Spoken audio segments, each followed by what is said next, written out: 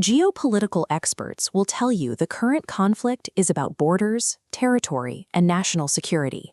But behind those standard explanations lies a hidden religious agenda. Certain key players believe tonight's events will trigger a series of milestones designed to destroy historic religious sites, rebuild an ancient temple, and bring about the end of time. These beliefs belong to the literal soldiers and commanders currently engaged in the conflict. Every motive presented on the news must be questioned when modern high-tech warfare is being steered by an ancient prophecy of the end of days. The primary target of this prophecy is the destruction of the Dome of the Rock.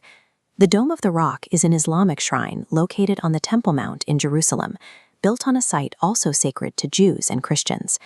The prophecy also requires the destruction of the adjacent Al-Aqsa Mosque. It is the third holiest site in Islam, sharing the same plateau. These factions believe clearing this ground is the mandatory first step toward rebuilding the Third Temple.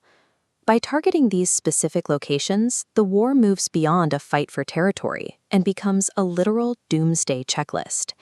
Field reports suggest that some U.S. commanders told their troops they were fighting this war for the will of Jesus, claiming their actions would bring about Armageddon.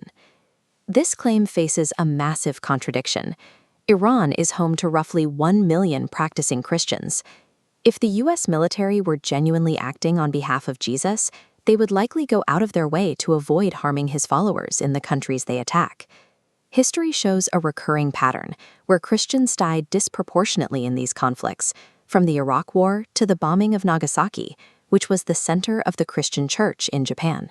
This history suggests the Christian justification given to troops is a mask for an agenda that actually results in the destruction of Christian communities.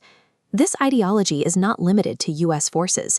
It is also visible within the Israeli military. An American-sounding IDF soldier recently claimed that his true reason for being at war is to rebuild the Beit HaMikdash. Beit HaMikdash is the Hebrew term for the Third Temple. The soldier delivers this message while dressed in the official government uniform of the Israeli military. He peels back the Velcro on his uniform to reveal an unauthorized patch depicting the Third Temple itself.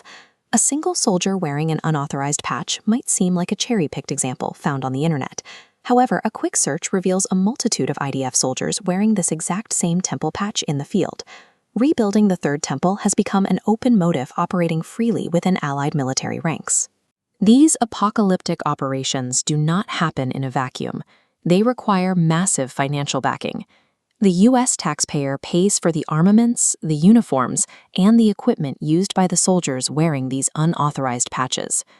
Deeply intertwined military funding and cooperation between the United States and Israel ensure these forces remain fully equipped.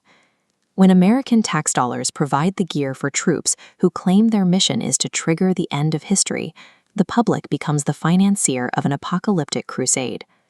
Personal religious beliefs are typically kept private, but they become a public concern when they are used to justify global warfare. Society can no longer ignore these uncomfortable, spooky ideologies simply to maintain politeness. We must look past the standard geopolitical cover stories and question the apocalyptic narrative before it dictates the future of the world.